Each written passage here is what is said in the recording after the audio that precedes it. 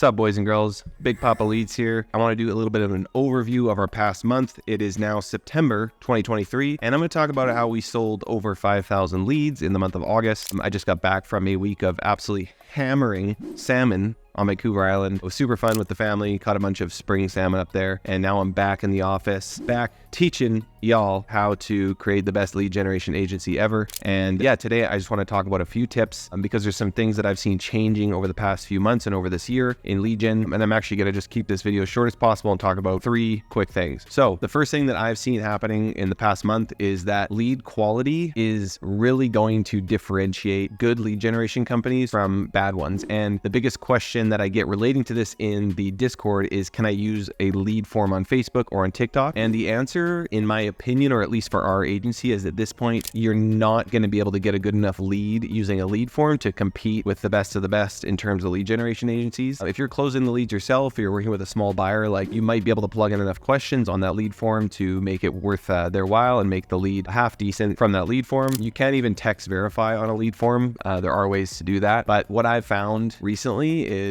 just there's so much garbage online. There's so many people filling out forms. There's so much click fraud that if you're using lead forms and really heavily relying on them, you might get a decent lead cost, but it's going to hinder your growth in the long term. I use absolutely 0 lead forms across all the campaigns that we run. Again, just simply because we can't get a good enough lead quality. What I find you need to be doing to actually create a long-term relationship with your client is either having text verification. Again, so that means the lead gets a text to their phone confirming that they're a real human, that they're holding their phone in their hand, verifying their, not identity, but that they have that phone number, or collecting their address using, I don't even know what it's called because the other Ryan does this, who you've seen in the Discord, but having an address drop down where they can select their address via the Google Maps API. That way you're getting at least what they claim is their address on the lead form. So if it's solar, for example, I would be using a landing page with that drop down. And maybe quickly, what I'll do is I'll give you guys in the description, if I forget this, please remind me, but I'll put a lander in the description kind of about what I'm talking about with an address drop down for solar, because a lot of people ask about solar, but this landing page would work for anything. So that's number one, the thing I've realized this past month. We've had our clients increase their orders by about 50% in our biggest niche. And that's, I think, due to the lead quality that we're giving them, because obviously they wouldn't be increasing their order if the leads were working for them. And again, that comes down to having a landing page that really verifies that the lead is legit. And if you haven't already watched my life insurance video where I talk about getting leads for $2 that I sell for like 30, I don't even know what the title is going to be yet because I just filmed it before this one. But in that video, you can see how I actually capture the leads using a multi-step form on Leadshook. If you're not using Leadshook, by the way, definitely check it out, and Unbalanced Landing Page Builder, to capture a lead that has a lot more intent than a lead form is going to have, up to like 2 to 3 times the close rate than a lead form using a landing page with a quiz. So that's number one. Number two is on my orders. There's no questions asked if the client wants a replacement lead. And again, this kind of scares people because they think they're going to have to replace every single lead that they give the client because they're going to complain about everything. But if you're using a landing page and you're getting good quality leads and your client's happy, they're really not going to request any replacement leads. Like, I've delivered several thousand leads to some of the clients that we're working with right now, and they literally have not asked me for one replacement because I always over deliver on every order by a little bit. I like to top them up with a little, bit extra just in case there's duplicates or fake leads that,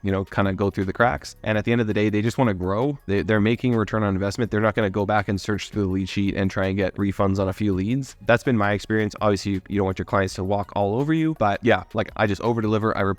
I let my clients know, at least, I'll replace the leads that don't qualify. There's actually one niche that we're starting up right now where I am having kind of more problems getting leads that are qualified, and I've sent the client probably double the leads they ordered just because I want to make sure they understand that I'm here to make them money. And I may take a bit of a hit on that order, but if I can make it work, there's going to be way more money to be made in the long term. So that's number two. And the number three thing that I've realized in the past month is, at least for my agency, Google has been a huge winner. I really like using all the different types of Google ads that you can do. And really, it's not just about Google, but diversification. So I've been using Facebook, TikTok, Google, Microsoft ads, and even Reddit ads this past month. I've really focused on adding Google to the mix because I used to focus solely on Facebook and TikTok. So using Google search, using Google discovery, YouTube, along with my Facebook and TikTok ads has been really important in growing my overall volume of leads that I'm doing, and also not relying on one single platform, because I'm sure, as some of you have experienced, sometimes Facebook shuts you down for absolutely no reason and then you're left high and dry. But if you have all these different platforms running and you're getting leads, even if it's, even for Microsoft right now, we're kind of like breaking even as we test things out. out. Like, at least we've got it going though. So if one of the other lead platforms fell off, we could still rely on Microsoft to at least keep things going. So I definitely suggest that you learn as many platforms as you can. Maybe I need some more training on Google because we have been focusing a lot on Facebook and TikTok on this YouTube channel and in the Discord. If you haven't joined the Discord, what are you doing? Join the Discord below. Do it now. Do it now. Where was I? And so yeah, that's my 3 tips for the month. We had our best month in quite a while in August, which usually doesn't happen because August tends to be a bit slower. People are on vacation, but I guess they're on vacation looking at their phone and they're filling out lead forms.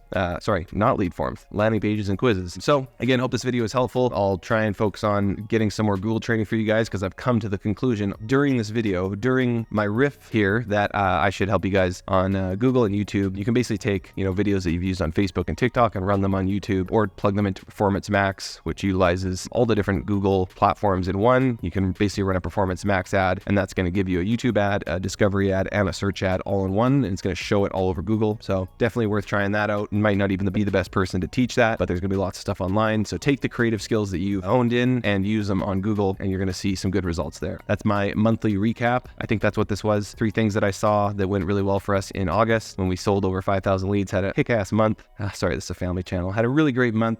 I'm out. We'll see you in the next one.